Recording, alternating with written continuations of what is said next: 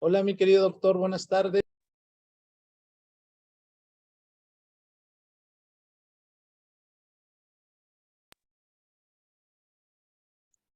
¿Cómo estás?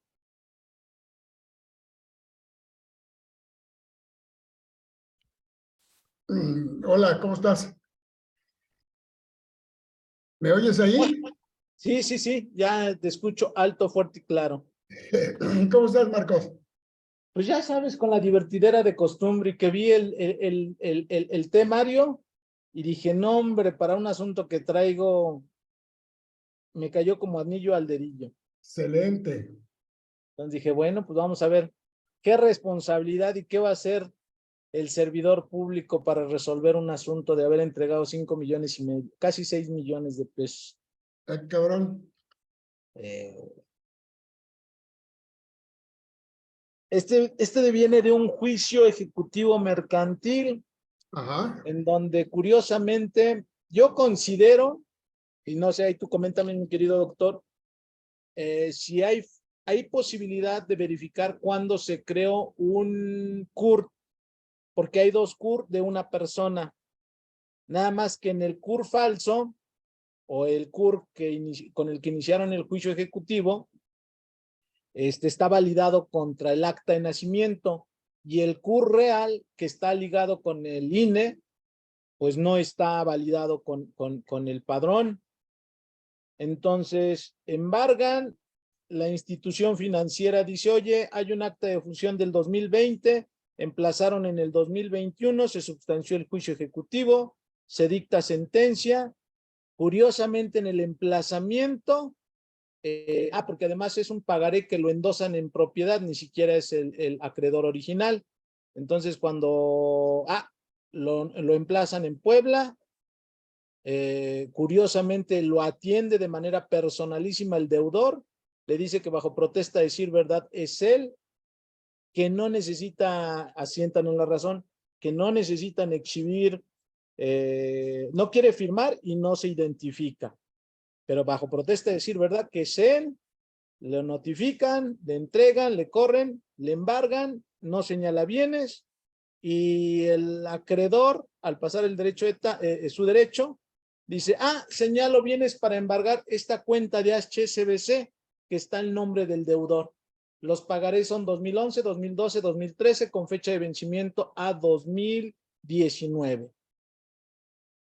Los informes que recaban, el banco rinde informe, bueno, el juez le pide informes al banco de tiempo, modo y lugar de cómo fue que se enteró que esa acta de función que falleció en Texas tiene apostilla, es un documento en copia simple que no tiene interés jurídico, no es representante y se duele conforme al artículo 14 y 16 y la ejecución de la sentencia. Luego contesta que nada más la que lo entregó era la esposa, inició el trámite de reclamación, no lo concluyó y le dejó copia del supuesto de cuyus, así lo expresa textualmente. Inicia un recurso de revocación y otros escritos. Le acuerdan que le tienen que entregar el tribunal, bueno, la institución correspondiente, que estaban allá en Cholula, le entreguen los 5 millones, casi 6 millones de pesos al acreedor. Y la autoridad se basa en que como no estaba apostillado y era documento simple, vámonos, entrega el recurso al cliente. Entonces a mí me buscan hace menos de un año. Digo, bueno, pues hay que iniciar el juicio sucesorio, hay que nombrar al albacea, bla, bla, bla, bla. Y lo otro curioso es que en el juicio de Cholula, las partes cuando son provisiones precautorias, regularmente pues se mantienen al momento del emplazamiento, la secrecía deja de ser secreto y este juicio pues sigue secreto, o sea, no aparecen las partes. Entonces mi clienta se entera con el documento que le manda el requerimiento el juzgado al banco de que, oye, pues mándame la cuenta. Y con eso lo empecé a rastrear. Y apenas me apersoné, pero me apersoné con la legislación local, pero es juicio ejecutivo. Lo acabo de dictaminar. Entonces yo creo que ahí hay responsabilidad. Voy a promover un amparo indirecto, que ya me está corriendo el término. Y a ver en qué para. El muerto era el deudor. El problema es de que el deudor nunca firmó. O sea, ahí crearon el CURP. De alguna razón, para mí que me ha tocado varias veces, un conocido tenía 2 CURP, pero ya después tuvo que cancelar una, entonces hay 2 CURP. Y lo otro es que el emplazamiento fue de manera personal en Puebla. Los pagarés yo los reviso y a mi juicio fueron hechos. La señora me refiere que en su momento contrataron un servicio de un seguro y les pidieron documentación, que fueron a su casa, que les hizo medio raro, entonces puede ser también robo de identidad, pero no coincide con el acta de función, ni el INE, ni el CUR real de Cuyus, que no es el mismo al que ejecutaron. Entonces, conforme al convenio de La Haya, no necesita ser apostilla dicho documento. A partir de 1995 se considera que entre Estados Unidos y México ya no requiere la apostilla. Digo, la legalización, perdón, la apostilla sí, la legalización no. Entonces, ahí es en donde dije, está interesante este asunto, mi querido doctor. Pero sí dices que está apostillado. Sí, está apostillado. ¿Y está apostillado en copia simple? El original ya me lo mandaron. Ah, ok.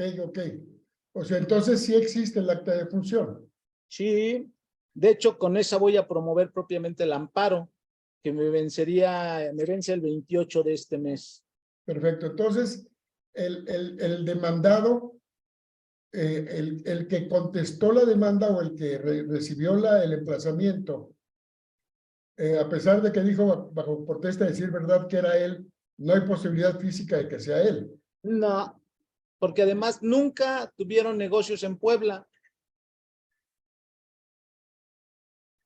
Dice, yo estaba enterada absolutamente de todo y efectivamente cuando rinde informe el banco, la apoderada legal que hizo el conocimiento al juzgado después del tercer requerimiento de que pusieran a disposición esos recursos, dice la apoderada, oye, ahí te va un acta de defunción. El actor dijo, no, ni más, no le des valor, exhibe constancia de inexistencia de defunción, exhibe el CUR, exhibe el acta de defunción y hace alusión que cambia el CURP. El CURP.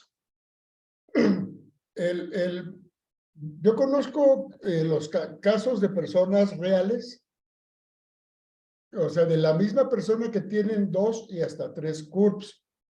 Sí, me ha tocado también. Sí, la razón es aparentemente que fueron solicitados en momentos distintos y salieron con números distintos. Seguramente esto fue cuando empezó.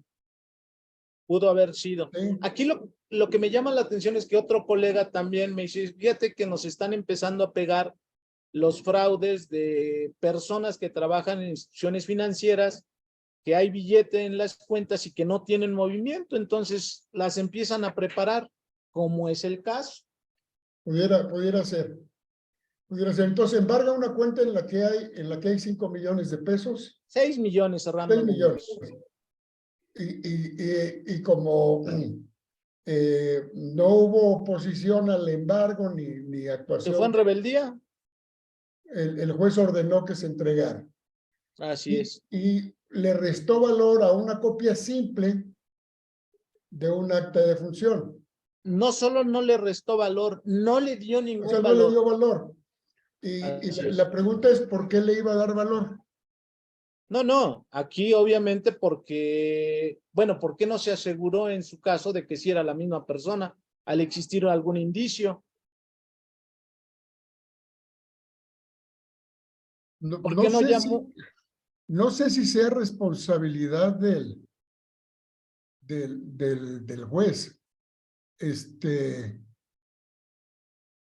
Pero bueno, hay que revisarlo. O sea, hasta qué punto el juez debe de verificar. Ahora, ¿quién presentó el acta de defunción? La cónyuge expertise en la institución bancaria de Saltillo, de Reynosa. Ah, en la institución bancaria. Sí. O sea, ella no se presentó al juicio. No, no, no, en el juicio no hay nada. Por eso es que voy a promover el amparo. Sí, Porque hasta, definitivamente no pudo ser notificado si estaba muerto. pues no, ¿Mm? así de sencillo. Y sí es claramente una intención de quedarse con algo, pero digo, aquí habría que determinar si el juez tenía la responsabilidad de investigar más. ¿Sí?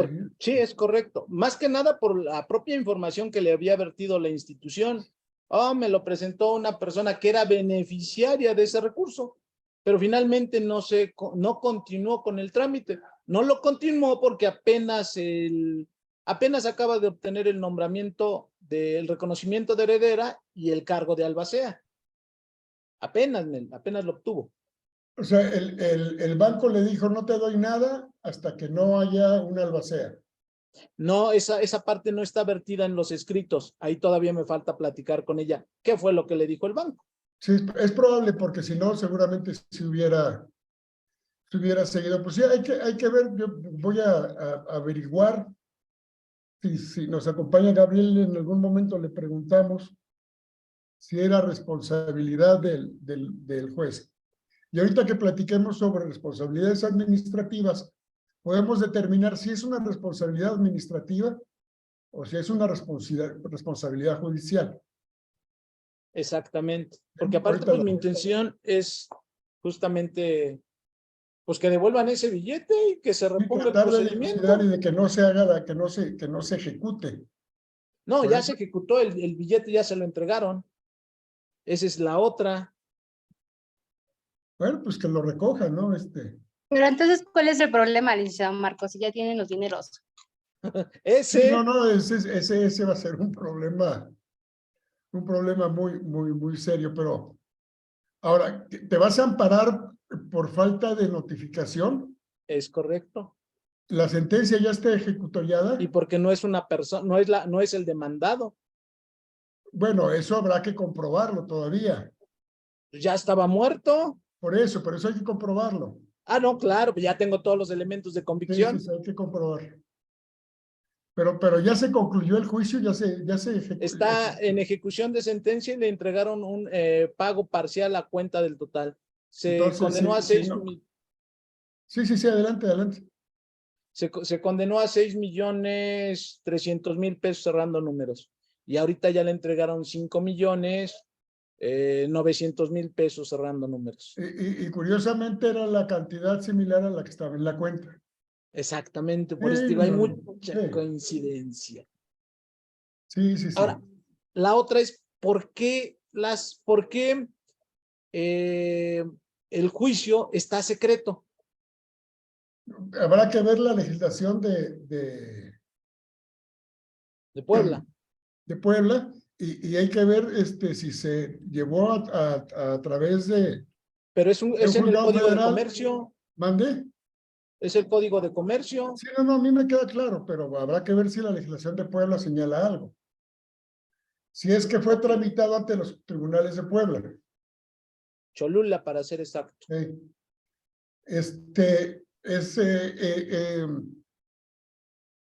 Yo la verdad, mi experiencia no llega tanto, no había escuchado yo de un juicio secreto. Pues eso es lo que yo tampoco, es mi primero. Me estoy estrenando. Pero Bueno, habrá que... perdóneme, perdón, pero se supone, bueno, a ver, no escuché muy bien el asunto, me acabo de conectar, pero cuando un asunto parece secreto, en algún momento pregunté, ¿usted dice en relación a la publicación, licenciado Marco? No, sí, o sea, no aparece, tú te metes hice la búsqueda de este demandado a ver qué juicios tenía en contra, y en Cholula ni en Puebla apareció nada. Aparece aquí en la ciudad, en Tamaulipas, en Monterrey, pero no en Puebla. Cuando comparezco al juzgado de Puebla, me meto al búho legal, ya con los datos del juzgado y número de expediente, Pues no Y aparece aparece actor secreto. ni demandado. Ah, sí, en algún momento me ha pasado, Nick, pero bueno, yo en algún momento le pregunté a la secretaria de Acuerdos y me comentó que como no se había, a ver si no me recuerdo, porque, bueno, inició un ejecutivo mercantil y después aparecía precisamente secreto, pasé con la secretaria de Acuerdos y me dijo que como no se había notificado o Emplazado. emplazado, algo así, ajá. Pero no sé Ahí estoy de si, acuerdo. Hasta ahí si, estoy de acuerdo, pero ya está en ejecución. no, entonces no sé, ahí sí no sé. Está raro, hay que ver cuál es el fundamento. Por eso le digo que este asunto se va a poner interesante. Muy interesante. Muy bien. Bien. Adelante, doctores. Gracias por su tiempo. Bueno, claro. Bueno, pues muy buenas tardes a todos. El tema de la plática de hoy va a estar en relación con las responsabilidades administrativas de los servidores públicos. Vamos a ver cuál es el alcance, cuáles son las características que presenta y algunos tópicos constitucionales con respecto a esto. Partiríamos con la intención de identificar al servidor público. ¿Qué es o quién es el servidor público? ¿Qué nociones tenemos del servidor público? ¿Qué creemos que es el servidor público? ¿Alguien que me pueda dar su opinión?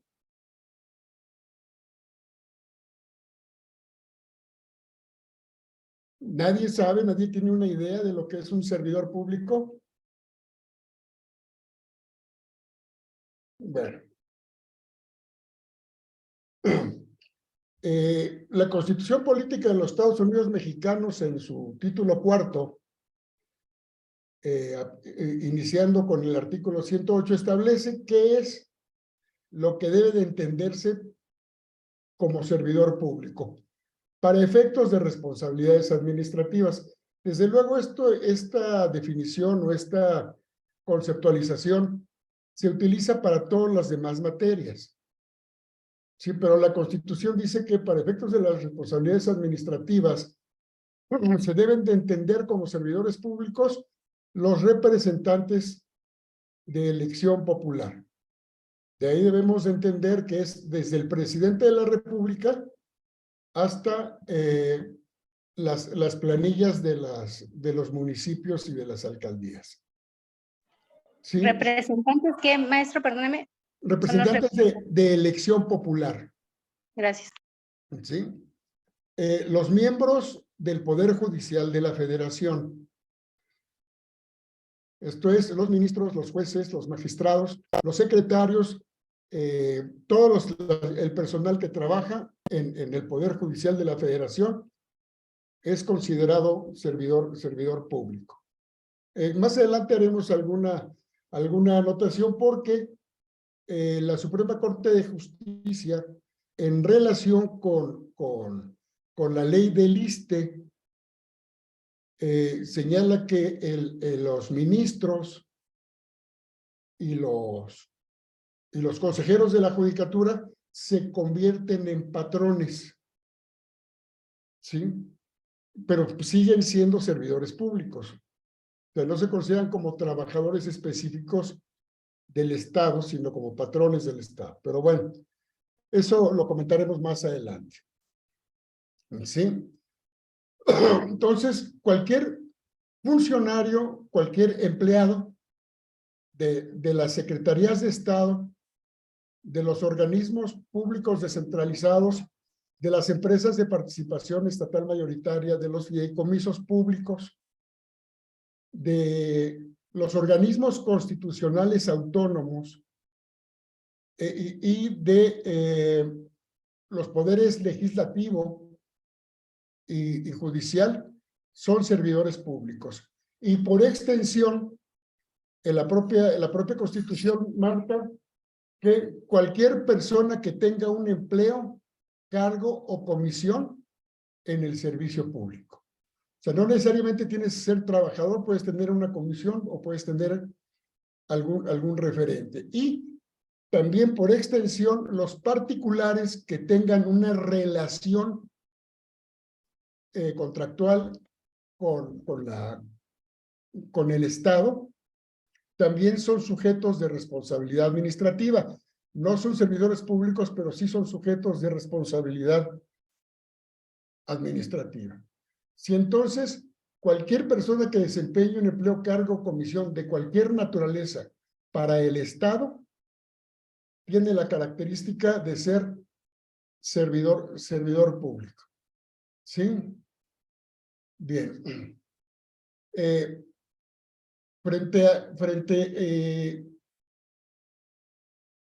Bueno, iba a hablar de las autoridades, pero lo dejamos para después, ¿sí? Ahora, no todos los servidores públicos son responsables de lo mismo. Y aquí voy a sacar al presidente de la República. El presidente de la República solo es responsable de traición a la patria, de corrupción, de delitos electorales, y después le agregaron por cualquier otro delito por el que sea juzgado cualquier persona.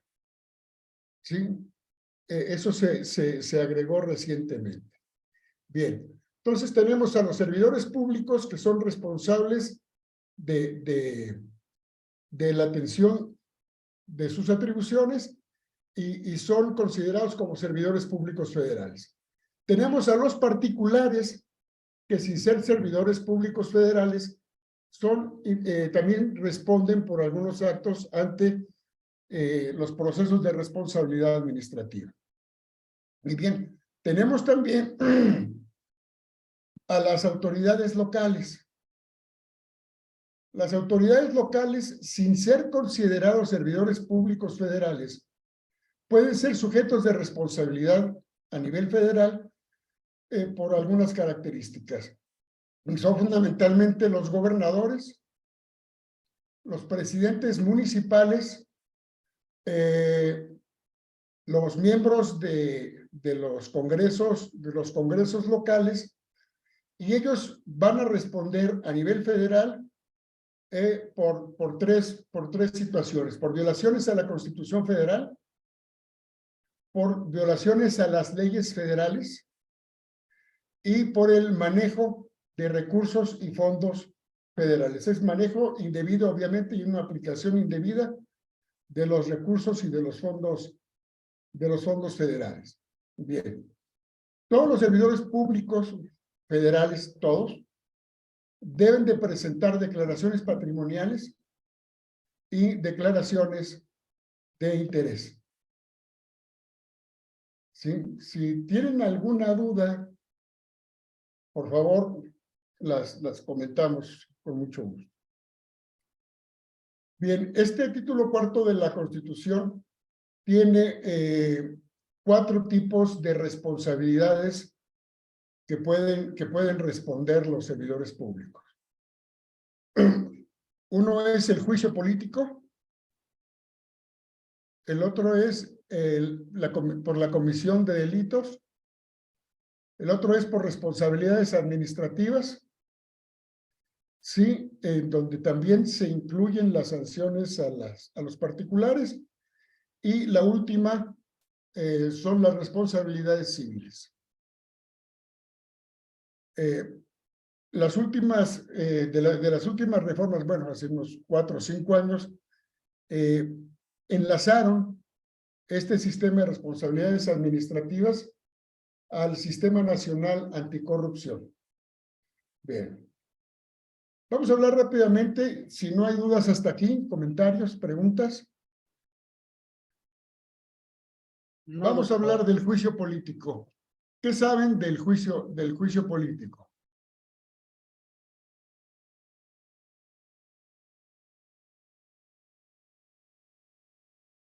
¿Sí me escuchan? Que es un Sí, juicio que se doctor. hace a personas con un cargo público, Algunas personas. pero de elección. No necesariamente.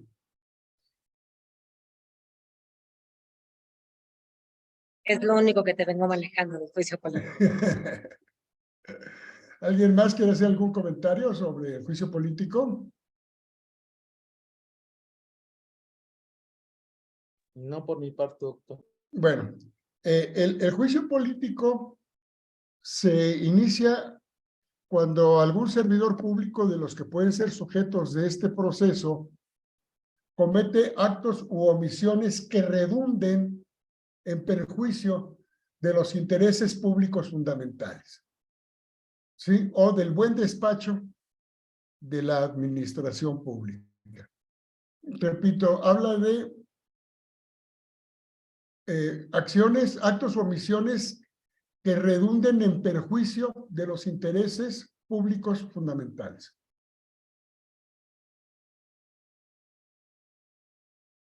Y desde luego tenemos que acudir a la ley para poder determinar o para poder conocer cuáles son o qué se entiende por intereses públicos fundamentales. ¿Alguien tiene alguna idea de lo que es esto?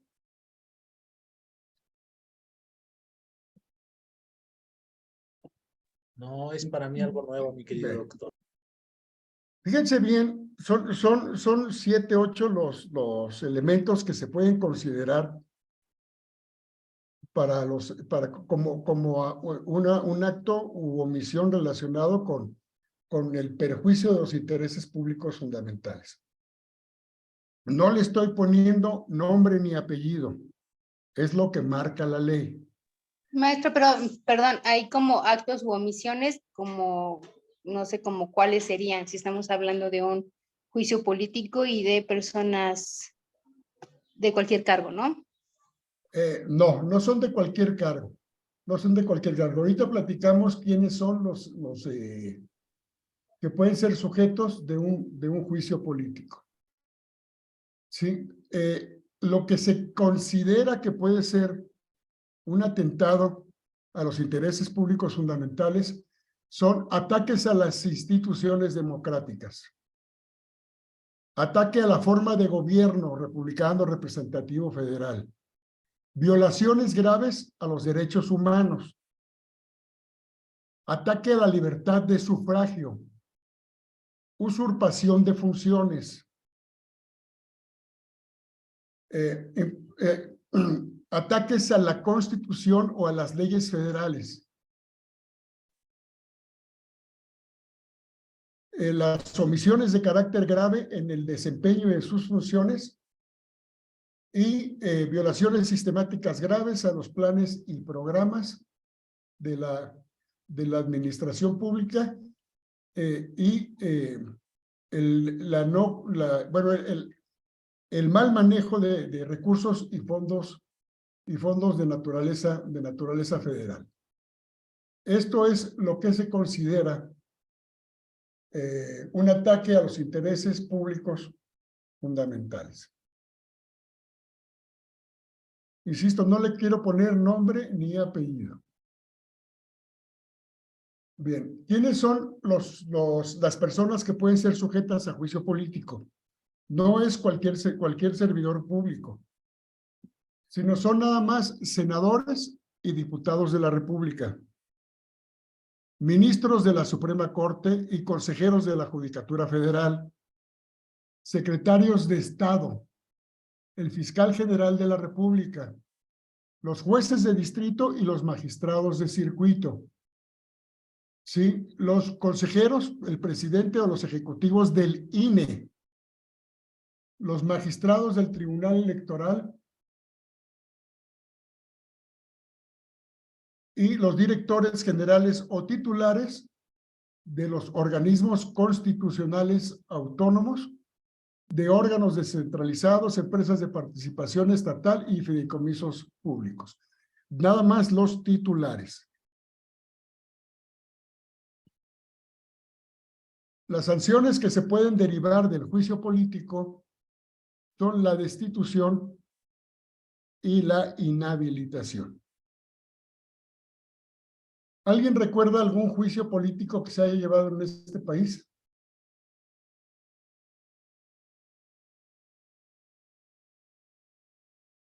El de gobernador de Puebla actualmente, ¿no? ¿Perdón?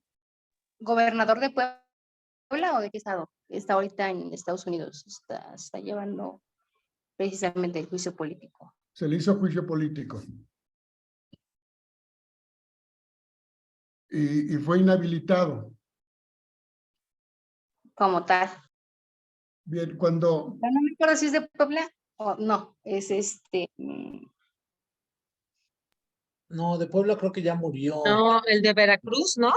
Sí, perdón, Veracruz, Sí, perdón, es sí. de Veracruz. El de su esposa que está en Inglaterra. sí, ¿En dónde? exactamente. Bien. Veracruz, sí. Efectivamente, también pueden ser sujetos de juicio político federal los ejecutivos de los estados, ya sean gobernadores o jefe de gobierno, los diputados locales, los magistrados de los tribunales superiores de justicia y los miembros de la judicatura en los estados en los que haya, y los titulares de los órganos o constitucionales autónomos locales. ¿Sí? Bien. ¿Tenemos presente cuáles son los organismos o los órganos constitucionales autónomos a nivel federal?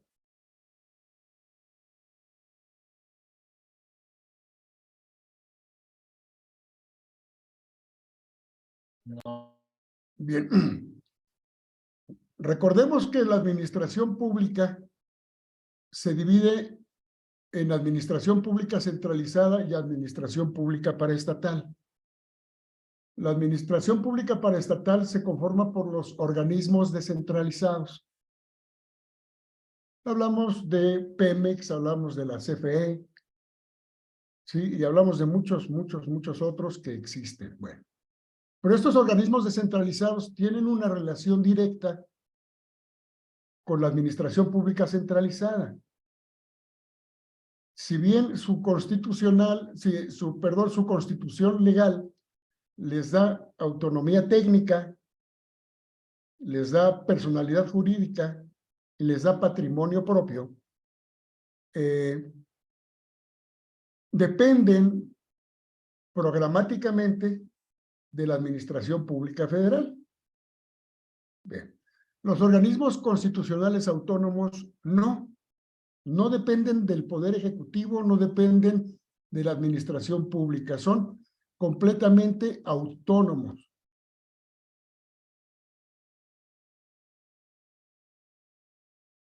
Un ejemplo de ellos es la Comisión Nacional de los Derechos Humanos. La Comisión Nacional de los Derechos Humanos es un organismo constitucional autónomo porque así lo ordena la Constitución lo crea. La Procuraduría Agraria es un organismo constitucional autónomo, los tribunales agrarios también. El INE es un organismo constitucional autónomo. El Instituto Nacional de Transparencia y Acceso a la Información es un organismo constitucional autónomo. No dependen para nada del Poder Ejecutivo, y el presupuesto que ellos tienen no puede ser modificado por la Cámara de Diputados. ¿Sí? ¿Hasta aquí todo bien? Sí, doctor. Bien. La diferencia del juicio político con las entidades federativas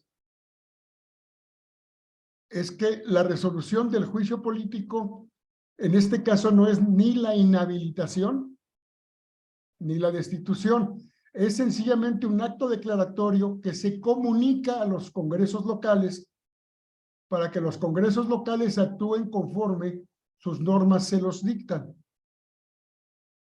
Entonces son los organismos locales los que tienen que aplicar las sanciones que en cada estado se determine para las personas que han sido sancionadas en juicio político. ¿Sí? El proceso del juicio político es realmente muy simple. intervienen la Cámara de Diputados y la Cámara de Senadores. La Cámara de Diputados se convierte en el órgano sustanciador del procedimiento. Ellos reciben la denuncia, reciben las pruebas, escuchan al presunto inculpado y si determinan que al lugar a juicio político, presentan la acusación a la Cámara de Senadores. Si determinan que no al lugar a juicio político, en ese momento se termina el proceso y no puede volver a iniciarse en ese periodo. La Cámara de Senadores se erige en juzgado de sentencia.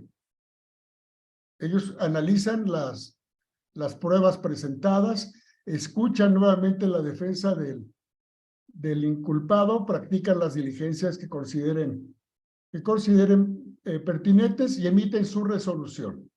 Si la resolución es sancionatoria, ellos mismos aplican la sanción, que como señalábamos, a nivel federal es la destitución y la inhabilitación. Y es una habilitación que puede ser hasta por 20 años. ¿Sí? Si la Cámara de Senadores determina que no es responsable del juicio político, también se concluye el asunto y no se puede volver a atacar o no se puede volver a reabrir en ese periodo. Las resoluciones. Perdón, doctor, una pregunta. Sí. Ahí, por lo que dice que en ese periodo no se puede abrir, deja la puerta abierta para el siguiente periodo. Sí, deja la puerta abierta para el siguiente periodo, pero no puede ser por los mismos actos, por el principio de non bis in idem. Ok. Sí. En las resoluciones, tanto de la Cámara de Senadores para determinar si se acusa o no, como la de senadores que resuelve si se sanciona o no, son inatacables. No se pueden atacar por ningún medio. No te puedes ir al amparo, no puedes hacer absolutamente nada. ¿Ok? Bien.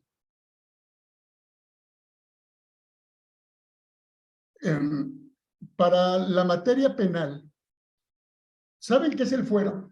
¿Saben qué es el fuero constitucional?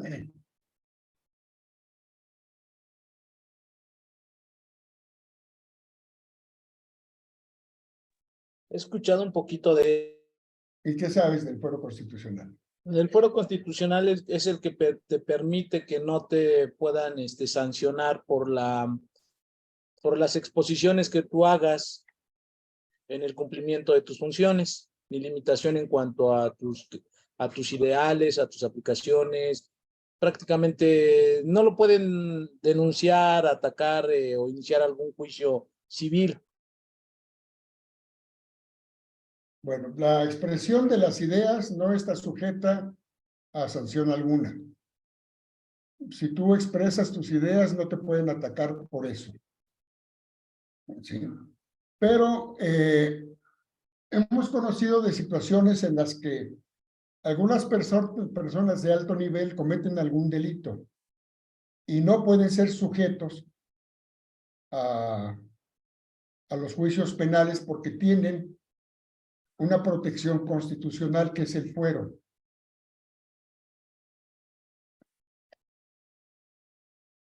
O es lo que se conoce como el fuero constitucional. O sea, si tú robas siendo diputado, no te pueden meter a la cárcel.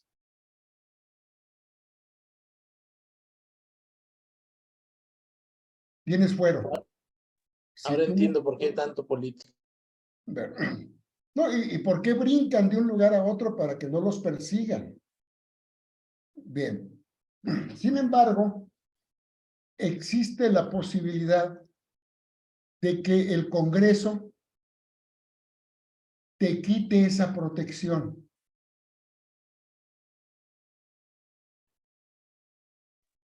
Algo parecido con lo que estaban manejando con Cabeza de Vaca. Justamente.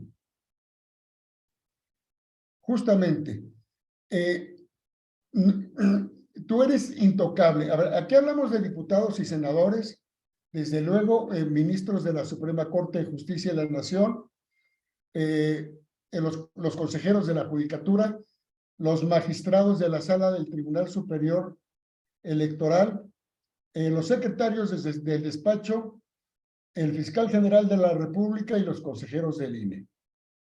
Ellos son los únicos que tienen fuero constitucional. Desde luego la Constitución no da fuero, pero el mecanismo que se maneja es que tú no puedes ser acusado de un delito penal durante el desempeño de tu encargo. Del delito que no, aunque no tenga que ver con el desempeño de tus funciones o con motivo de ellas.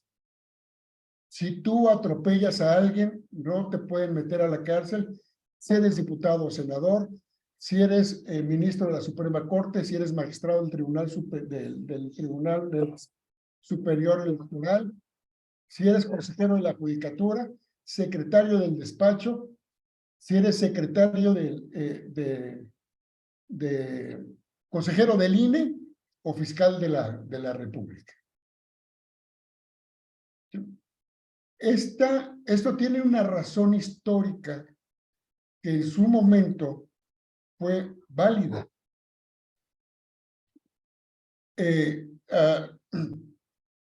Dentro de la política, para atacar a los contrincantes, se les inventaban delitos y se les metía a la cárcel. Por eso se crea esta figura para que no los puedan meter a la cárcel cuando son delitos inventados. ¿Sí? Sin embargo, la Constitución, dentro de este sistema de responsabilidades administrativas, crea un mecanismo que es el juicio de procedencia. Es un mecanismo que ¿Juicio de qué? de procedencia. Este proceso de procedencia tiene la idea de que se pueda determinar si es posible o no que hayas cometido un delito, que no se te esté inventando, que no se te haya imputado un delito con la simple intención de quitarte del espacio.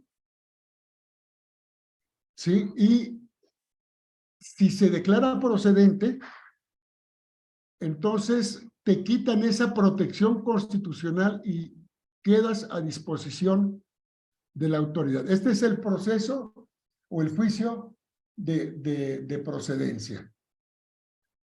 Es comisión de delitos exclusivamente cometidos en el tiempo de tu encargo. Sin embargo, conocemos de muchos políticos que son acusados que cometen un delito antes de ser electos y después de que ocupan el cargo ya no se les puede juzgar. Sí, insisto, no son todos los que vimos del juicio político.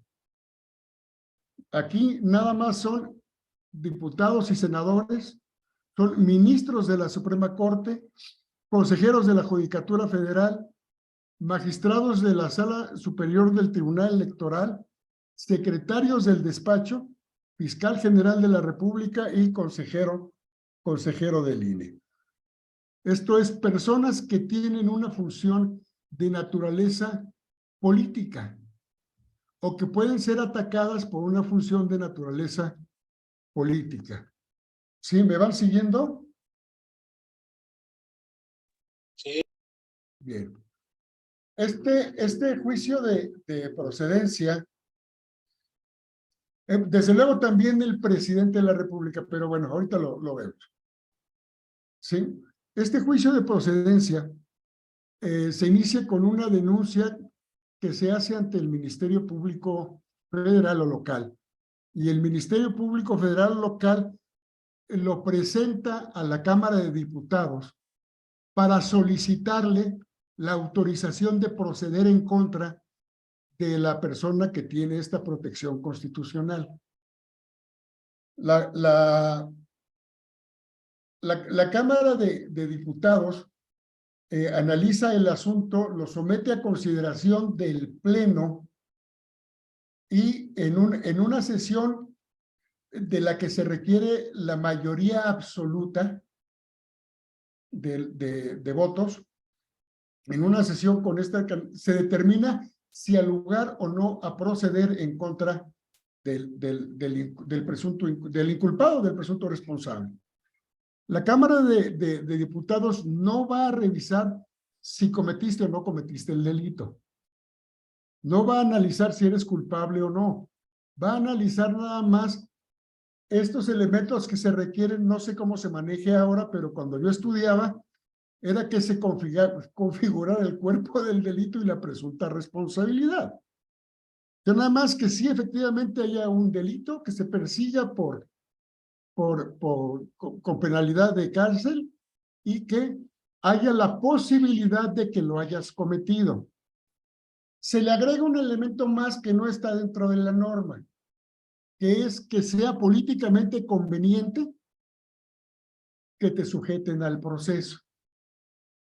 Muchas de las peticiones de juicio político que se han presentado a la Cámara de Diputados se han rechazado porque la Cámara considera que políticamente sería más dañino para el país que le iniciara procedimiento a esa persona a que no se lo iniciara. ¿Sí? Entonces, la Cámara de Diputados hace este análisis y determina, insisto, por mayoría absoluta, si al lugar o no a proceder en contra de esta persona. Si determina que no al lugar a proceder, ahí se concluye todo el procedimiento. Ya no hay ningún recurso que pueda tener la autoridad para atacar la decisión de la Cámara de Diputados. Sin embargo, si el delito no ha prescrito cuando dejes tu cargo, pues entonces ya pueden llegar y te pueden agarrar y te pueden meter a la cárcel, ¿sí? Por eso hay que procurar la reelección hasta que prescriba el delito. Bien. Si se declara la procedencia de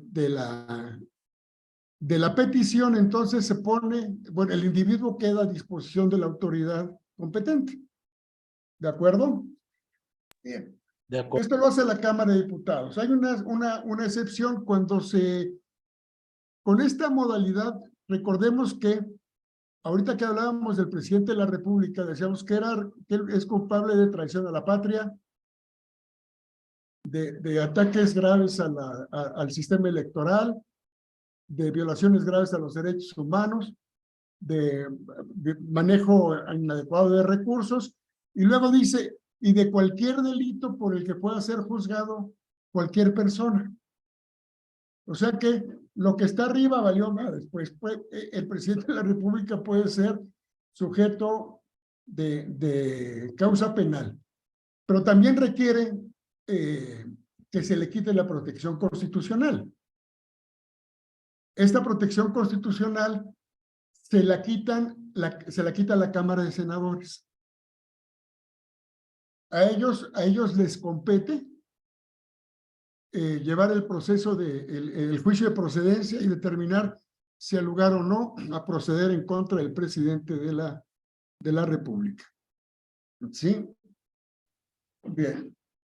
Igual para las autoridades locales que cometen delitos federales y que sus constituciones les otorgan fuero, si es un delito federal, la Cámara de Diputados hace la revisión y si considera que es dable proceder en contra del servidor público que tenga fuero según la Constitución, ellos nada más le comunican a la legislatura local para que la legislatura local actúe conforme se lo determinen las leyes. Aquí no ponemos un listado porque cada estado determina quiénes de sus personas responsables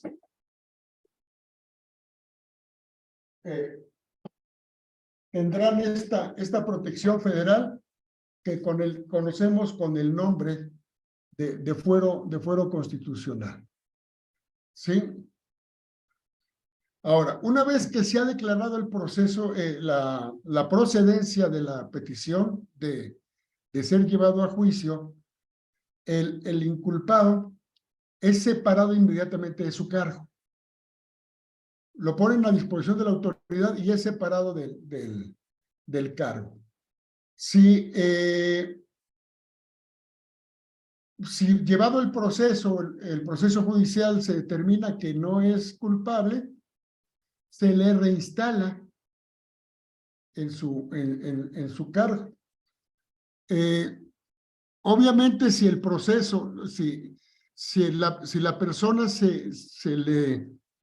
si la Cámara de Diputados determina que una persona puede ser sujeta a la autoridad penal a través del juicio de procedencia, pero es una persona de elección popular a la que le quedaba 6 meses de su periodo, obviamente, y el juicio se dura 1 año, obviamente cuando termina, pues ya se quedó afuera. O sea, ya no podría regresar porque ya concluyó su periodo, ¿sí? Ahora, aquí hay una circunstancia que también es está integrada en las nuevas reformas. Cuando a una persona que ocupa uno de los cargos que hemos comentado, se le somete a juicio de procedencia y se le declara procedente, que la autoridad federal o la autoridad local lo someta a juicio, y si de ese juicio resulta que es culpable y se le aplica la sanción, esta persona no puede ser indultada. Recordemos que el indulto es una facultad del presidente de la República y que se la puede dar a cualquier persona. Se deben de cubrir ciertos requisitos, pero bueno, es lo más fácil de hacer. En estos casos no le pueden conceder el indulto a esta persona. ¿Estamos de acuerdo? Bien. ¿Alguna pregunta? ¿Algún comentario? Por mi parte, no, doctor. Bien. Para que un servidor público pueda atender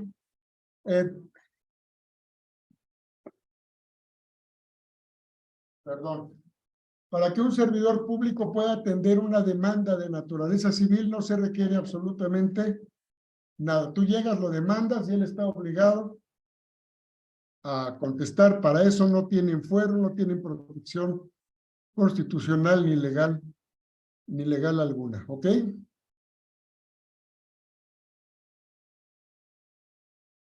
Bien.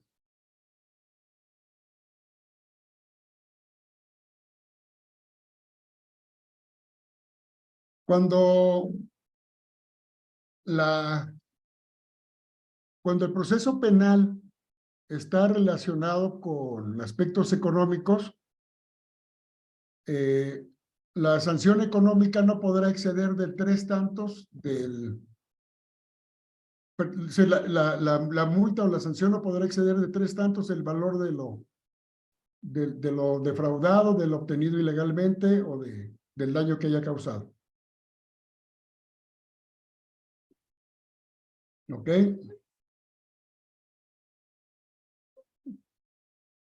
Bien. ¿Hasta aquí vamos bien?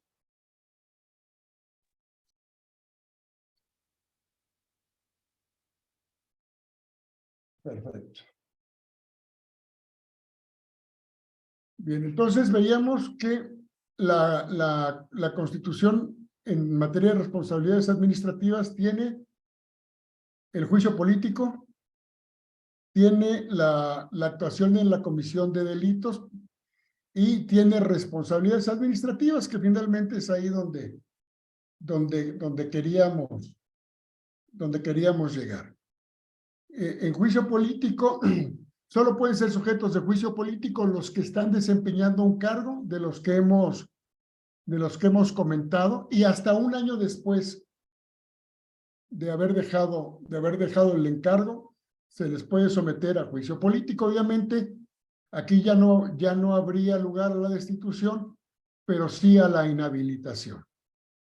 la comisión para el juicio de procedencia, obviamente la prescripción es la misma prescripción del delito que se cometa, y la prescripción se interrumpe si adquiere un nuevo cargo de elección popular, como lo comentábamos, ¿no? El principio es que tú puedes ser sujeto de juicio de procedencia por los delitos que cometiste durante el desempeño de tu encargo, pero sin embargo, estás ocupando uno de los cargos en los que se te concede esta protección constitucional, entonces se interrumpe la prescripción. Bueno, y vamos a hablar de las responsabilidades administrativas. Bien. La Constitución dice que son sujetos de responsabilidad administrativa todos los servidores públicos. Ya vimos quiénes son los servidores públicos. Todos los servidores públicos que incurran en el desempeño de sus funciones o con motivo de ellas en actos u omisiones que afecten la legalidad, la honradez, la lealtad, la imparcialidad y la eficacia del servicio público. ¿Sí? Repito, es la legalidad, la honradez, la lealtad, la imparcialidad y la eficiencia o eficacia en el servicio público. Cualquier acto u omisión que afecte estos principios será sujeto de responsabilidad administrativa. Bien. Todo esto redunda en una sola cosa, según mi opinión.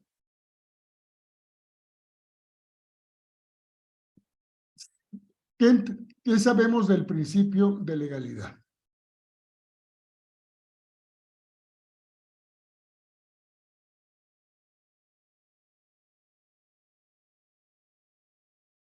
¿Algo? ¿Nadie?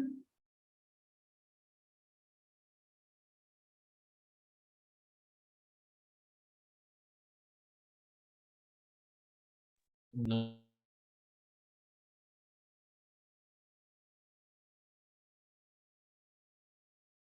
Bueno, vamos a regresar al ratito a esto. Las sanciones que puede recibir un servidor público por faltas administrativas son la amonestación, la suspensión, la destitución, la inhabilitación y la sanción económica. La sanción económica se genera cuando se ha obtenido un lucro indebido o se ha causado un daño a la administración pública. Sí, y ahí es cuando se aplican sanciones económicas. Las faltas administrativas pueden ser catalogadas en faltas administrativas graves o en faltas administrativas no graves. Las faltas administrativas graves son aquellas que se cometen, son acciones u omisiones que redundan en un acto que puede ser considerado delito, o que se causa un daño o se percibe un beneficio superior a las 200 unidades de medida y actualización. ¿Sí? Y las faltas administrativas no graves son las que no generan daño económico, las que se causan por negligencia, por ineptitud, y si se genera un daño, que sea un daño que no sea voluntario y que sea inferior a las 200 unidades de medida y actualización, ¿sí? Bien, las faltas administrativas se atienden dependiendo de si son graves o no graves. Las faltas administrativas graves son sustanciadas por la Auditoría Superior. Bueno, la ley también, bueno, a lo mejor no tan recientemente, a lo mejor unos 5 o 8 años, determinó que el proceso para llegar a una sanción de responsabilidad administrativa tenía una naturaleza sancionadora y que ponía a actuar o ponía a trabajar a los elementos acusatorios y sancionatorios del Estado. De tal manera que determinó que para poder llegar a una resolución sancionatoria en materia de responsabilidad administrativa, deberían de intervenir 3 autoridades distintas. Una que investigara, una que sustanciara y una que resolviera. Antes de esta reforma, todo lo hacía la Contraloría. Los órganos internos de control o las contralorías de los poderes judiciales o de los órganos constitucionales autónomos eran las que recibían la denuncia, hacían la investigación, iniciaban el procedimiento, lo sustanciaban y sancionaban. ¿Sí? Entonces, se determinó que para darle una garantía de debido proceso, se hiciera a través de 3 distintas autoridades. Entonces, cuando son faltas administrativas graves, quien investiga e integra deben de ser órganos distintos de la entidad, del órgano interno de control o de la Auditoría Superior de la Federación. No puede ser el mismo. Y quien emite la resolución en faltas administrativas graves a nivel federal es el Tribunal Federal de Justicia Administrativa.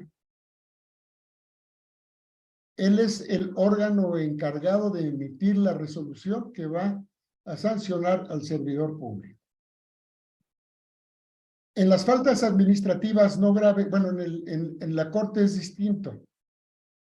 En la Corte hay una unidad general de investigación que depende de la Secretaría General de la Presidencia, que es la que hace la investigación. En la sustanciación la hace el órgano interno de control a través de la Dirección General de Responsabilidades Administrativas, y quien sanciona es el presidente de la Suprema Corte de Justicia de la Nación. En faltas administrativas graves y en faltas administrativas no graves. ¿Sí? Es igual. Desconozco, porque no me ha tocado ningún caso, cómo se maneja en el Poder Legislativo. Bien. Ahora, vamos a hablar de cuáles son esos actos que puede cometer el servidor público que lo pueden llevar a enfrentar un procedimiento de responsabilidad administrativa. Volvemos a la pregunta original. ¿Qué entendemos por el principio de legalidad? ¿Alguien se acuerda de lo que dice la primera parte del artículo 16 de la Constitución? ¿Alguien la tiene a la mano? Yo duermo con ella. A ver.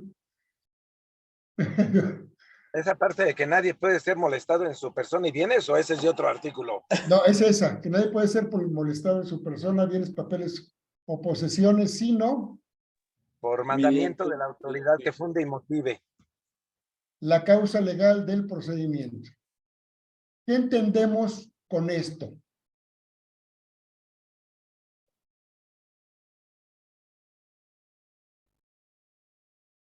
Pues que debe de ser llevado ante tribunales previamente constituidos.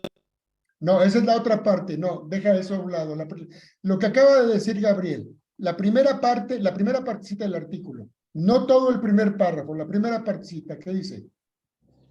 Nadie puede ser molestado En su persona, familia, domicilios, papeles o posesiones, y en virtud de un mandamiento escrito de la autoridad competente que funde y motive la causa legal del procedimiento.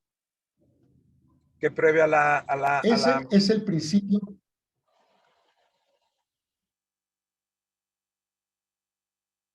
que Adelante, previo al perdón. acto de molestia debe haber Ya no un te oímos, Gabriel. proceso. Que previo al acto de molestia debe haber un procedimiento en el que se cumplan, bueno, ya hablamos de formalidades, sí, pero que va a concluir con una orden de molestia, con un escrito de molestia, con una sentencia, una resolución. Y entonces ahí se debe de fundar y motivar esa causa de la molestia. ¿Qué implica esta fundamentación y esta motivación?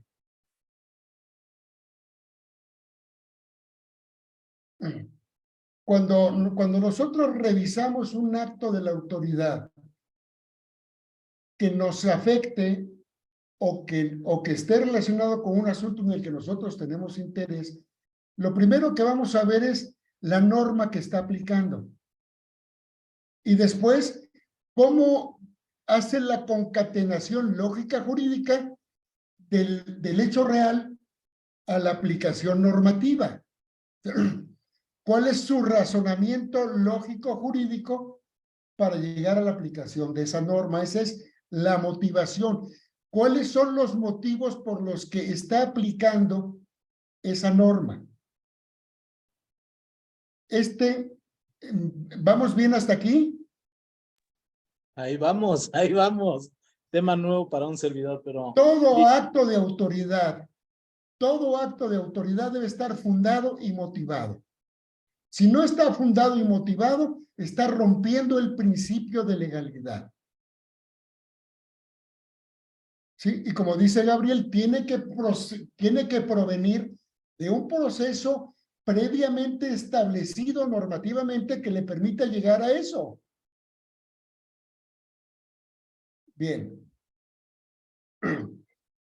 Esto es un acto de autoridad. Sin embargo, hay servidores públicos que no son autoridades.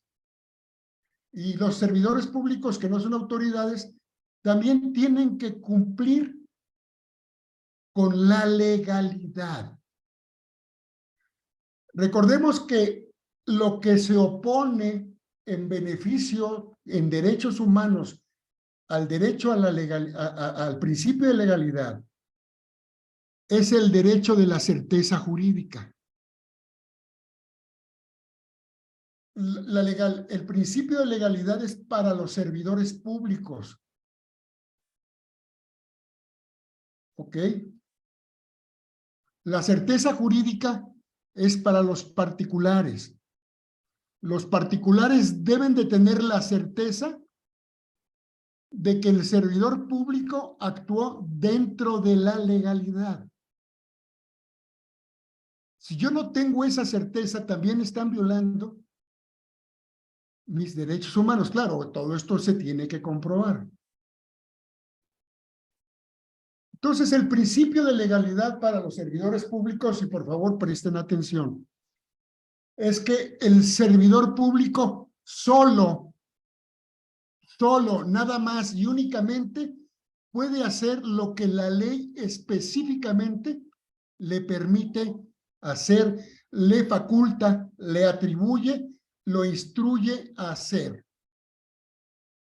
El servidor público de cualquier naturaleza, en cualquier acto relacionado con el desempeño de su encargo o con motivo de él, no puede hacer nada, escúchenlo, nada que no le esté normativamente atribuido.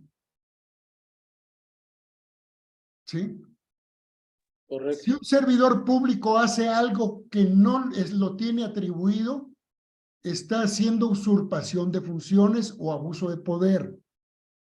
Y es una falta grave y es un delito.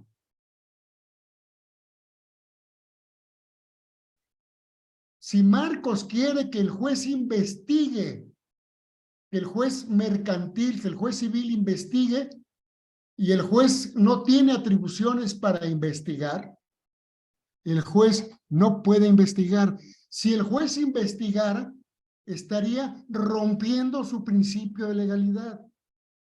Y cuando trate de fundar y motivar ese acto frente a la parte, no va a tener con qué hacerlo. ¿Sí me explicó? Sí, sí, sí.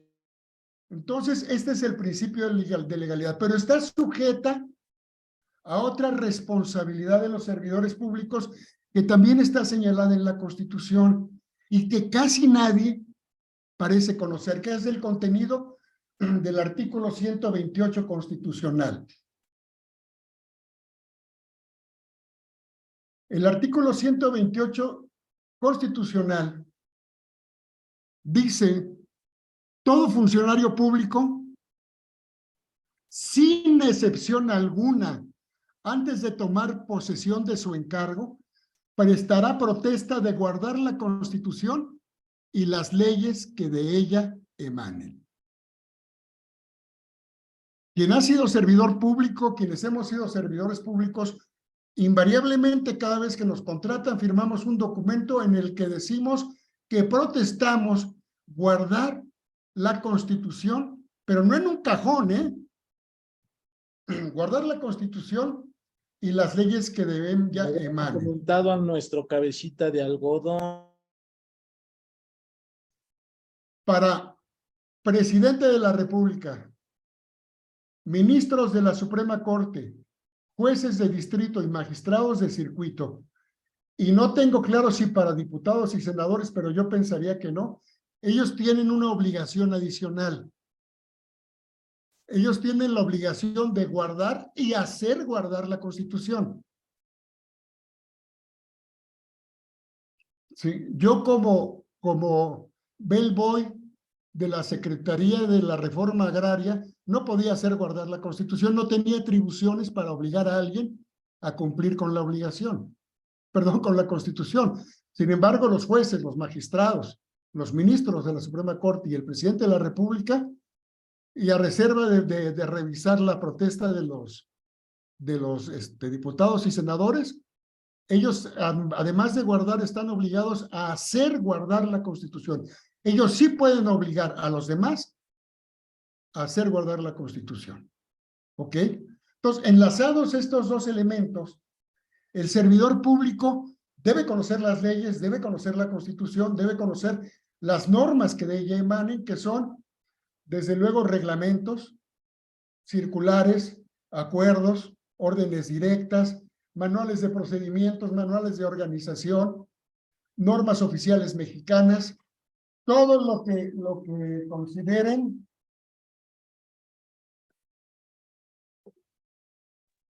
¿Entrarían también los bandos municipales? todo. Aquí estamos hablando de naturaleza federal, pero desde luego, a nivel local están las constituciones federales, las leyes, perdón, las constituciones locales, las leyes estatales, los bandos de policía y buen gobierno, reglamentos, circulares, acuerdos. Sí, las circulares que emite la Secretaría de Hacienda son obligatorias para quienes van dirigidos. Las que emiten cumplimiento de sus funciones, obviamente. Sí, las circulares que emite la Secretaría de la Función Pública para el manejo del personal, para el manejo de los órganos internos de control, de las auditorías, de las revisiones físicas y todo eso, de cómo hacer los inventarios, son obligatorias. Y el servidor público está obligado a cumplir la norma más pegada a él. ¿Sí? Esto es, hablamos de manuales de organización y procedimientos, son los primeros que tiene que cumplir, luego tiene que cumplir reglamentos, luego tiene que cumplir las circulares que se emiten, los acuerdos que sean por escrito, las leyes federales y la Constitución, y los tratados internacionales. ¿Okay? Esto se modifica un poco para el servidor público de a pie con la determinación del artículo 1 constitucional. Sí, que se supone que todas las autoridades deben de hacer prevalecer los derechos humanos frente a cualquier otra cosa, pero esto por el momento se lo dejamos solo a los jueces o a quienes emiten resoluciones de naturaleza jurisdiccional. Bien. Entonces recordemos, el servidor público solo puede hacer lo que la ley le atribuye. Si no lo tiene como atribución, no lo puede hacer. ¿Sí? Mientras que el particular puede hacer cualquier cosa, menos lo que está prohibido. ¿Alguien recuerda cómo dice el delito de homicidio?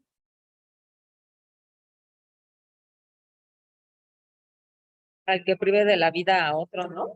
Ajá. ¿Te prohíbe que mates? Pues no, te prohíbe que le Técnicamente no. quites que le prives de la vida a otro. Sí, pero Te técnicamente no está prohíbe prohibido. que prive. Sí, porque dice Pero no aquel que prive de la vida. Sí, pero no te lo está prohibiendo, nada más te está diciendo que que es privar de la vida. Matar a quien se te dé la gana, pero si lo haces, vas a ser sujeto de juicio penal y te van a meter al tambo hasta 40, bueno, ahora creo que hasta 75 años, no sé. Pero entonces el ciudadano puede hacer todo aquello que no está prohibido. A veces no puedes dar vuelta en U, a veces no puedes dar vuelta a la izquierda, a veces no puedes atravesarte en el carril del metrobús, digo, y además porque el metrobús le vale madre si te va a llevar de corbata. Se siente tren. ¿Sí? Pero eso sí está prohibido. Está prohibido tirar basura. ¿Sí? Está prohibido portar armas. ¿Sí? Eso está prohibido. No está prohibido que salgas encuerado a la calle. Pero te van a llevar ante el juez y quién sabe que en el caminito que te vayan a hacer, ¿verdad? Pero bueno. Te van a poner droga, te van a sembrar droga, quién Sí, sabe. te la van a hacer. ¡Ay, cabrón! Eso era lo que iba. ¿Dónde se le iban a hacer? Y no la vas a traer en las manos, eso te lo puedo asegurar. No va a poder hablar, bro. Tampoco. Bien, ¿hasta aquí alguna duda? No. Bien. Las responsabilidades administrativas están reguladas por la Ley General de Responsabilidades Administrativas. Hay algunas otras leyes que traen algunos procedimientos específicos como la Ley de Adquisiciones, Arrendamientos y Servicios de la Administración Pública Federal. También también la ley contiene algún procedimiento para las personas que contratan que realizan este tipo de contratos con la administración pública e incumplen. ¿Sí? Pero principalmente es la Ley General de Responsabilidades Administrativas la que lo determina. Bien. Vamos a hablar un poco rápidamente de la ley, nos quedan 5 minutos. La Ley General de Responsabilidades Administrativas se emite con esta intención en 1982-1983. Acababa de sufrir nuestro país un sexenio ominioso de robos y de corruptelas con la presidencia de López Portillo. Recordemos aquella famosa Casa Blanca, aquel famoso, aquella casa de la colina del Perro, o el Partenón de Durazo en Guerrero, ¿sí? Que fueron monumentos a la corrupción de este país. Entonces llega Miguel de la Madrid y crea una serie de candados para evitar la corrupción de los servidores públicos. Y se crea la Secretaría de la Contraloría General era la Secretaría de la Contraloría nada más. Es ahora la Secretaría de la Función Pública. Y se emiten leyes que no existían, leyes de adquisiciones, leyes para contratación de obras y servicios relacionados con las mismas, poniendo una serie de candados para evitar que los servidores públicos sigan haciendo de las suyas en aquel momento. Y se crea la ley, una ley, se llamaba Ley Federal de Responsabilidades de los Servidores Públicos. Así se llamaba. Luego la cambió Fox y se llamó Ley Federal de Responsabilidades Administrativas y luego la cambiaron por Ley General de Responsabilidades Administrativas. Como es ley general, tiene una sombrilla, un paraguas para que las leyes locales puedan contener preceptos relacionados con esta ley. Recordemos que las leyes generales tienen la característica de establecer atribuciones para la federación y para las entidades federativas cuando las entidades federativas emitan sus legislaciones locales, ¿ok? Bien. Entonces ahora la que está en rigor es la Ley General de Responsabilidades Administrativas, con una pequeña curiosidad. La Ley Federal de Responsabilidades de los Servidores Públicos hablaba de estos tres elementos que acabamos de señalar, que marca el artículo 108 dentro de las responsabilidades, que es juicio político, juicio de procedencia y responsabilidades administrativas. En la actualidad no está reglamentado, no hay una ley, aunque desde el 22 la Cámara de Senadores aprobó la Ley Federal de Juicio Político y Procedimiento de Procedencia, y se la mandó a la de diputados, ahí se quedó, no ha prosperado. Entonces, se sigue regulando el juicio político y el juicio de procedencia con los pequeños articulitos que señala la Constitución. De hecho, es un solo artículo que lo tiene. Bien. Ahora, la Ley Federal de Responsabilidades Administrativas amplía un poco más el panorama de lo que señala el artículo 108 constitucional en materia de responsabilidad administrativa. Y lo primero que hace la ley es decir, bueno, aquí vamos a manejar una serie de principios a través de los cuales el servidor público se debe de conducir en el desempeño de su empleo, cargo o comisión. ¿Sí? Y algunos los hemos comentado, es el principio de disciplina, de legalidad, de objetividad, de profesionalismo, de honradez, de lealtad, de imparcialidad, de integridad, de rendición de cuentas y de eficacia y eficiencia. Platicamos rápidamente estos principios que vienen a ser en general el principio de legalidad, porque todo tiene que estar establecido en la ley. Los principios de profesionalismo, honradez, lealtad y disciplina vinieron a manifestarse a través de lo que se llamó el Código de Ética. ¿Sí han oído hablar del Código de Ética? Los libros blancos. Exactamente. Estos códigos de ética también surgen con Fox, pero en su origen no tuvieron un amarre con la obligación de cumplir.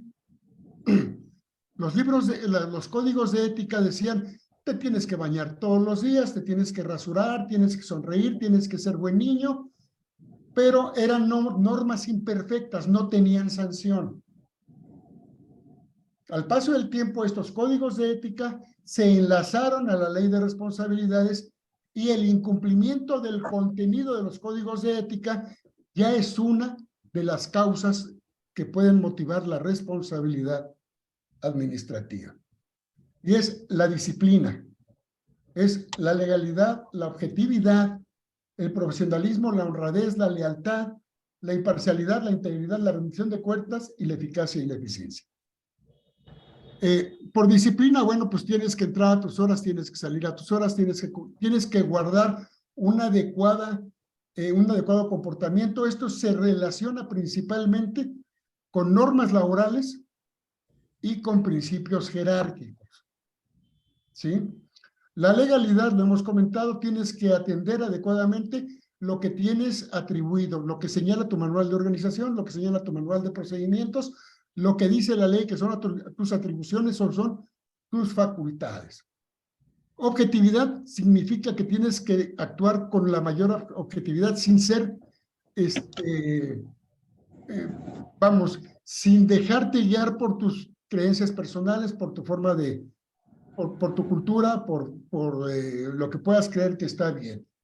El profesionalismo, bueno, pues todos sabemos que el profesionalismo es actuar con la debida diligencia en los actos y en las labores que te han sido encomendadas.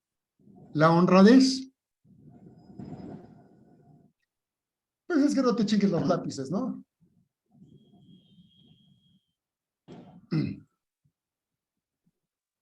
Yo tengo un amigo que hablaba de la prueba de las 3 H's. No sé si han oído hablar de esto. No, a ver. En algún escrito de los del otro lado de la barra está. Hablaba de un señor que estando en el cuarto del hotel con su novia, pide una pizza, le llevan la pizza, recibe la pizza y a la hora de abrirla encuentra $50,000. ¿Sí?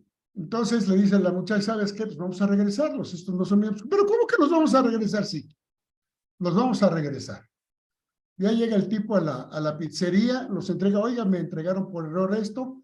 El tipo me dice, válgame el cielo, es el dinero que he guardado para la escuela de mi hijo, muchísimas gracias. Hombre, ¿cómo se lo agradezco? Y estaba ahí comiendo en la pizzería un reportero y le dice, a ver, tráete la cámara, güey, tráete la cámara. Vamos a tomar una nota de esto porque esto es pues, algo inconcebible, pues regresó $50,000. Y le dice, oiga, señor, ¿le podemos hacer una entrevista para...? No. Oiga, pero es que como no, mire, usted es un ejemplo, esto hay que publicitarlo, debe haber más gente como usted, la gente tiene que... No, pero que no, cabrón. Que no, y te voy a decir por qué, porque la mujer con la que vengo no es mi esposa. Entonces, si tú me sacas en televisión, me vas a desmadrar la vida. Ah, no, pues no, perdón, mejor. Entonces, este señor era honrado, sin lugar a dudas, era un tipo honrado, pero era un tipo honesto.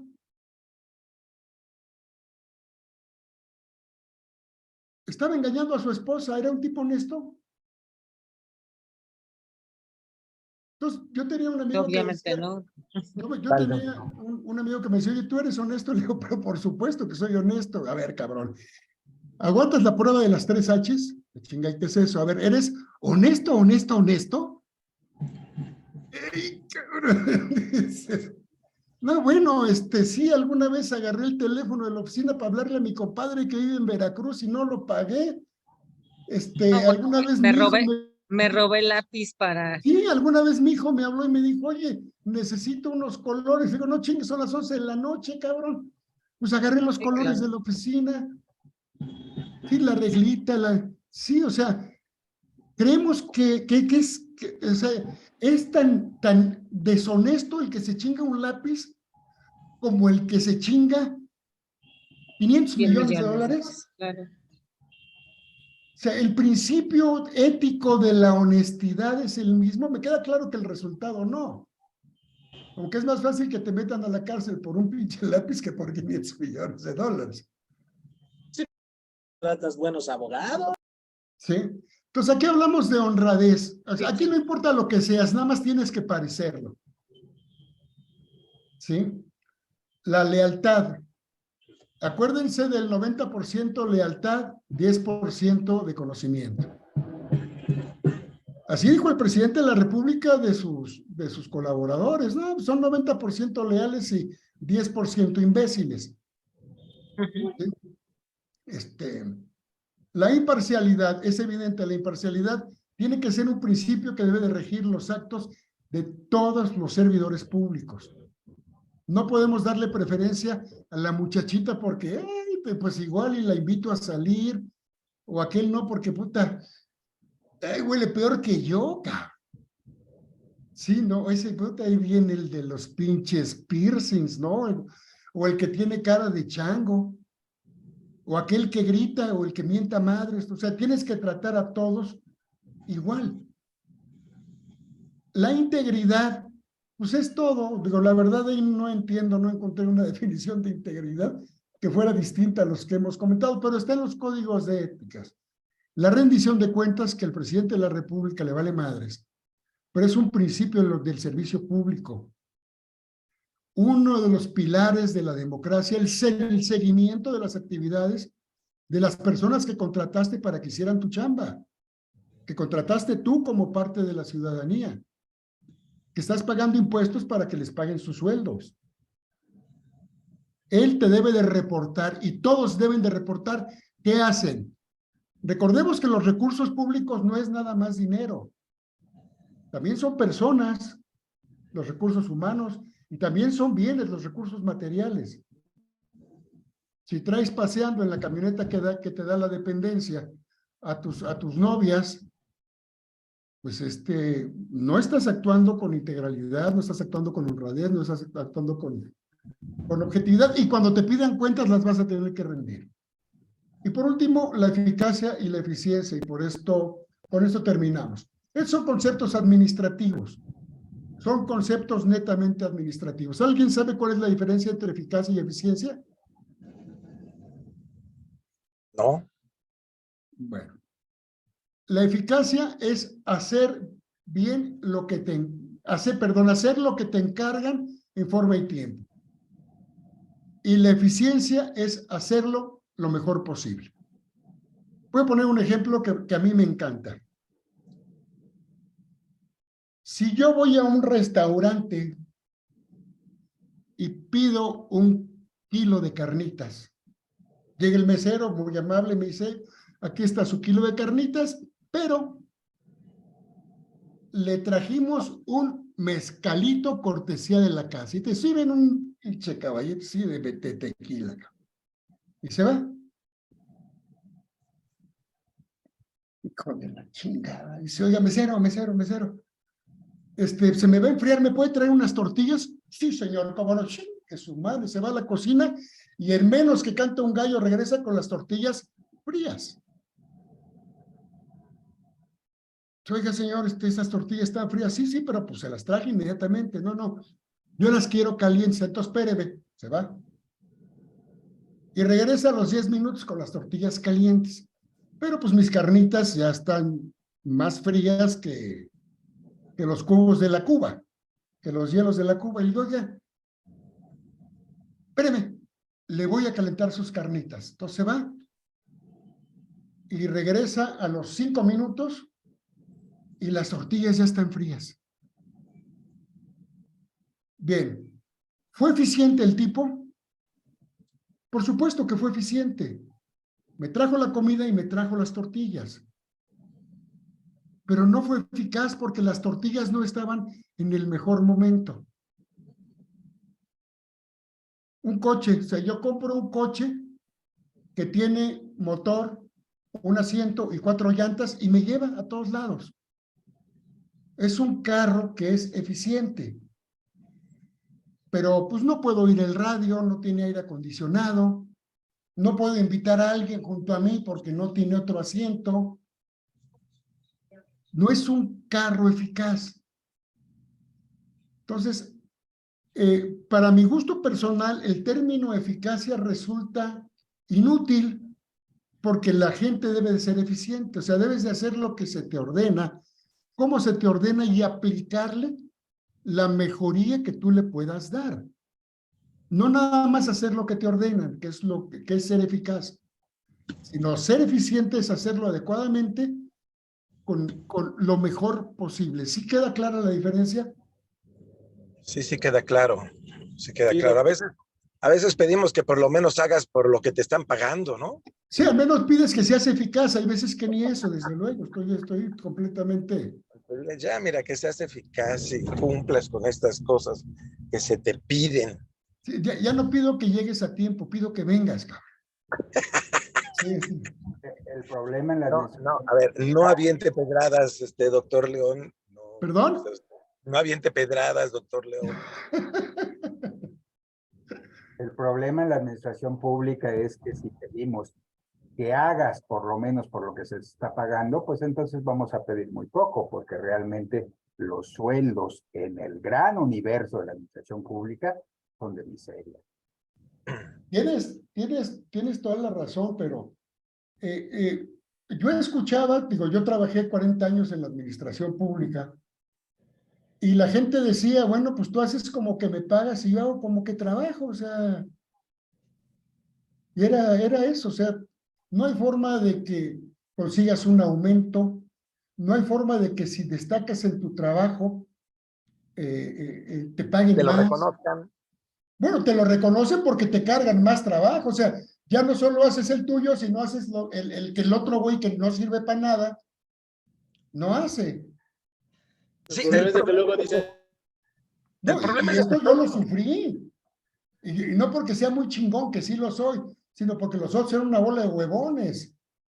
Por eso es mi Bueno, amigo, licenciado. el punto es de que nosotros nos alquilamos sabiendo cuánto íbamos a cobrar y cuánto íbamos a hacer.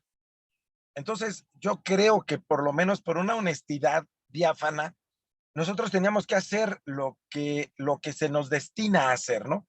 El día de hoy yo tengo una junta que se tarda, una junta que nos retrasa, una junta que vengo tratando de atravesar por donde está la marcha de esta gente.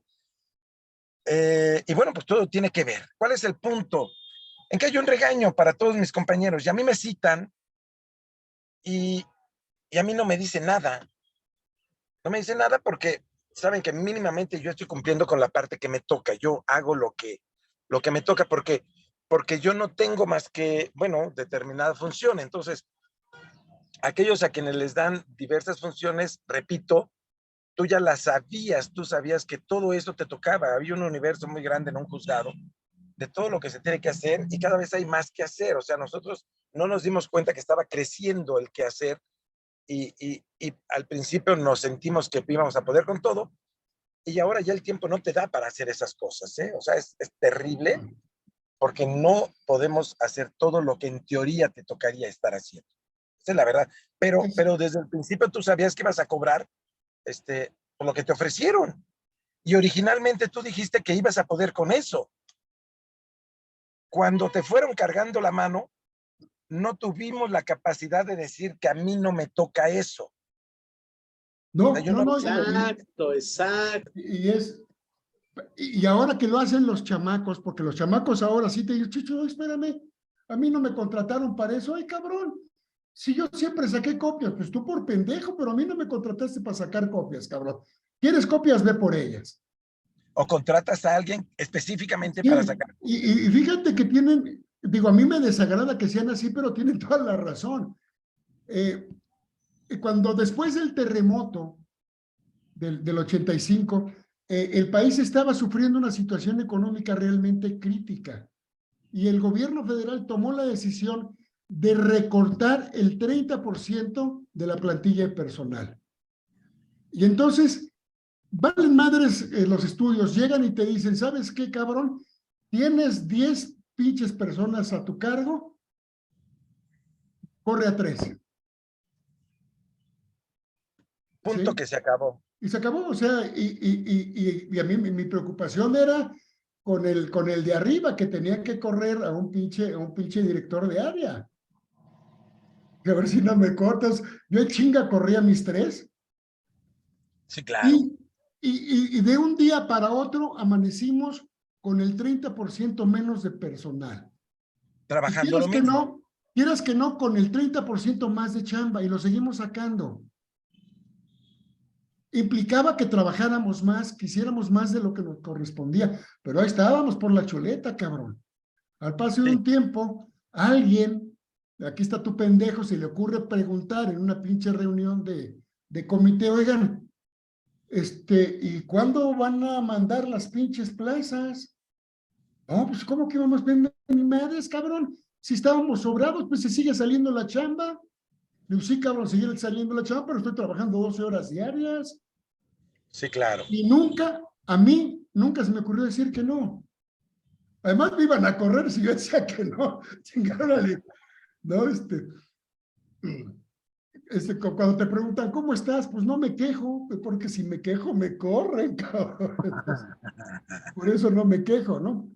Sí, Pero no, claro. en la administración pública es muy peculiar, muy, muy peculiar.